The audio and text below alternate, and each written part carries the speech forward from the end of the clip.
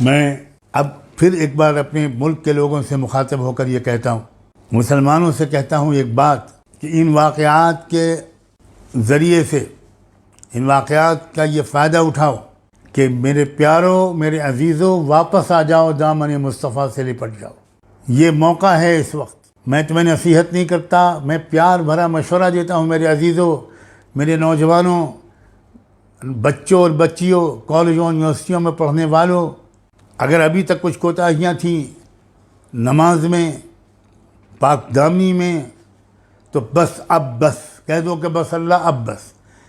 ہماری ان گنہگاری کی وجہ سے اللہ کے رسول کی بھی آبروئی ہو، بس اب ہم یہ نہیں ہونے دیں گے۔ میرے عزیزوں، میرے پورے ملک کے مسلمانوں تک کم سے کم خدا کرے میری یہ بات پہنچ جائے، اور خدا اس کو جنت الفردوس میں جگہ دے جو اس کمزور شخص کے اس پیغام کو کم سے کم ایک ایک مسلمان تک پہنچا دے۔ ورنہ میری تمنا تو یہ ہے کہ میرا یہ پیغام نپل شرما تک بھی پہنچے۔